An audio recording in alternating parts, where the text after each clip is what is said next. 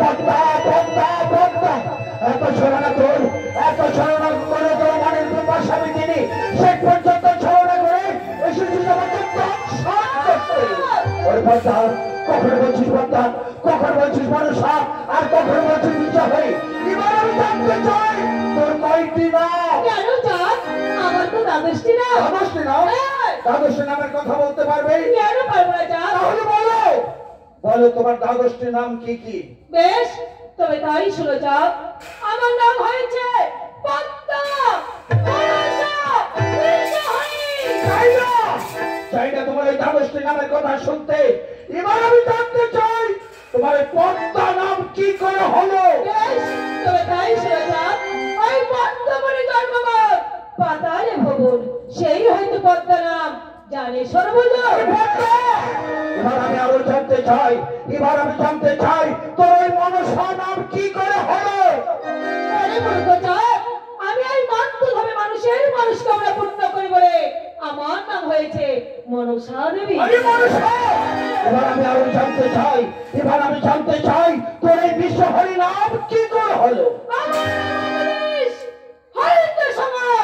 সেই হয়তো বিশ্ব হরি নাম মোর জগৎ উপচার চাই না তোমার এই দ্বাদশী নামের কথা শুনতে এবার এবার আমি তোমাকে কয়েকটি প্রশ্ন করবো তুমি উত্তর দাও বেশ বলে চাঁদ তুমি আমায় কি বলতে চাও প্রথম প্রশ্ন হলো বলো পদ্মা আমার 14 বিঘা 72 হাজার দাড়ি মাঝি কে কে তোর কারিদাস সাগর জানি আমি তোমার 14 বিঘা 72 হাজার দাড়ি মাঝি এই কারিদাস সাগরে ডুবেছিলাম ওই পদ্মা সেখানে তুমি এবার আমি জানতে চাই এবার আমি আরো জানতে চাই নাপিতের বেল ধারণ করে আমার মাথা 3 ধারিয়া করে কে কামিয়ে দিয়েছে আমি সেখানে জানি চাঁদ সেখানে তুমি ওই বিশ্বভরি শেখানো তুমি এবার আমি আরো জানতে চাই এবার আমি জানতে চাই আমার স্ত্রী সনিকা তার বোন কণিকার রূপ ধরে আমার মহাজ্ঞান মন্ত্র কে হরণ করে সেখানে আমি শেখানো তুমি ওই কারণে শহরে শেখানো তুমি এবার আমি আরো জানতে চাই এবার আমি জানতে চাই আমার শেষ পুত্রকে কে সংবেদনশীল করে কেন আমার পুত্র লক্ষ্মীন্দর না জানো তাকে তুমি পুত্র বলতে পারো না পুত্র কথার হাত হয়েছে পিতৃকর্ম পালন করা যে পুত্র পিতৃকর্ম পালন না করে আগেই চলে যায় তাকে কিভাবে পুত্র বলা যায় যা তাহলে তার স্বামী নন্দন বলতে পারি তাকে তুমি নন্দন বলতে পারো না নন্দন ভগৎ মাতার তাহাকেই বলে নন্দন যে নন্দন পিতা মাতাকে আনন্দ দান না করে আগেই কাটিয়ে চলে যায় তাকে কিভাবে নন্দন বলা যায় তাহলে তার স্বামী তনয় বলতে পারি তাকে তুমি তনয় বলতে পারো না তনয় যে বংশবৃদ্ধি যে বংশবৃদ্ধি না করে বংশকে হীন করে চলে যায় তাকে কিভাবে তনয় বলা যায় তাহলে আমি তাকে কি বলে ডাকতে পারি আমি বলে দিচ্ছি তুমি তাকে কি বলে ডাকবে তাকে তুমি গর্ভজ বলে ডাকবে তোমার অনুসারী হিসেবে কাজ করবে জন্ম তাই তো তুমি ওকে গর্ভজ বলে ডাকবে ওরে ভক্ত তুই বড় দৌড়াচারী দুঃখের উপর দুঃখ না দিস ওই ফেন্না ভাতারি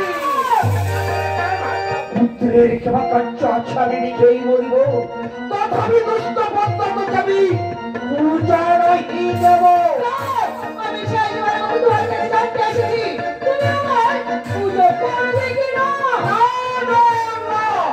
আমি কিছুতেই পূজা করবো না আমি তো বলেছি কিছুতেই আমি তোর পূজা করবো না ওই ভক্তা তোর সঙ্গে বাবা দেবী সম্মান আমার চিরদিন থাকবে তোর পায়ের নিচে আমি কখনো মাথা নত করবো না ওই ভক্তা তোমাকে কিছু বলে মনে ছিল আগে তুই আমার করেছিস সর্বনাশ এখন পূর্বের বেলা যদি পশ্চিমতা হয় তথাপি না খুঁজে পাবি ওই হিরাম নিশ্চয় এখনো তোরা তো অহংকার একা একা সত্তর পুত্রকে দংশন করেছি তবু তবু আমার পুজো করলে না যা একটিবার শুধু তুমি আমার পুজো করে দেখো তোমার ঘর ঘর সব কিছু আমি তোমায় ফিরিয়ে দেবো যা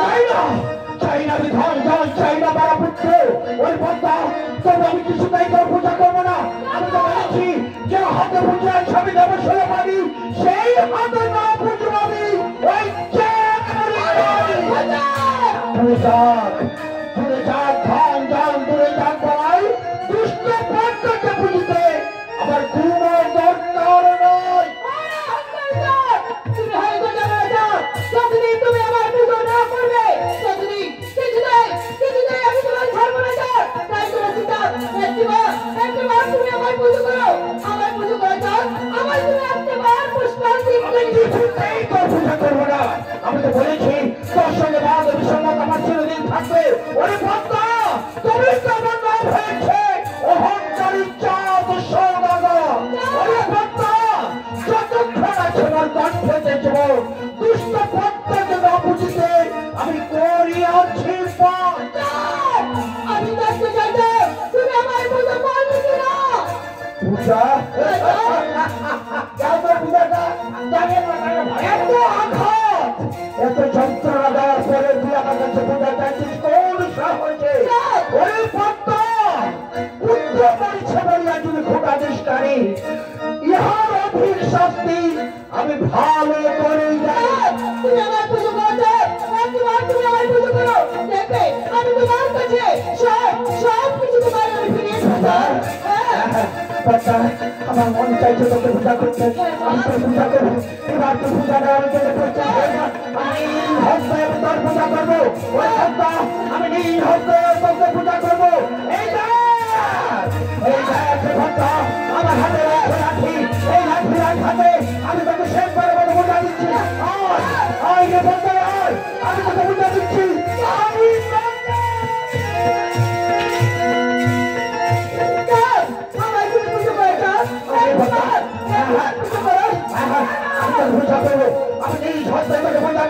তুই এখন আমার সন্তান থেকে দাঁড়িয়ে আমি তোকে বোঝা দেবো।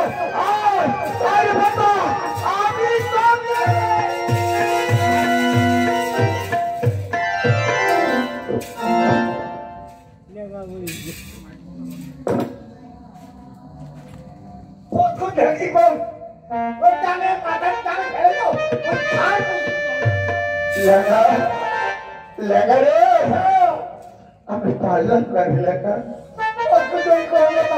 আমি কিছুতেই কারি বিষয়ের সঙ্গে আমি কিছুতেই পেরে উঠতে পারলাম না লেখা।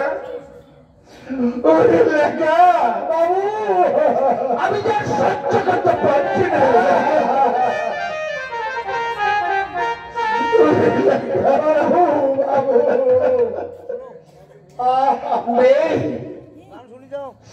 আমার আপনে বলতে আর কেউ নেই, আমার কেউ নেই। না না আমি আর কাঁদবো না, আমি আর কখনো কাঁদবো না। আমি যদি কাঁদি তাহলে হাত বই কাঁদি বিছাওয়ানি, তাহলে আমি কখনো কাঁদবো না লেখা। আমি আর কখনো কাঁদবো না। ওরে লেখা আমি আর কখনো কাঁদবো না রে লেখা। লেখা রে বাবু বেলা কি অনেক হয়ে গেল রে লেখা, বেলা কি অনেক হয়ে গেল। যাবি লেখা যা, এই মুহূর্তে তুই জ্ঞাতিগণকে সঙ্গে নিয়ে আমার পুত্রকে তোরা নিয়ে যাও ওই গুঞ্জরের ঘাটে নিয়ে গিয়ে সবাই মিলে তাকে আমরা দাফন করবো লেখা। আমি নিজ হস্তে তাকে আমি দাফন করবো। ওরে লেখা আমি পিতা হয়ে আমার পুত্রকে আমি নিজ হস্তে দাফন করবো লেখা। আমি নিজ হস্তে দাফন করবো।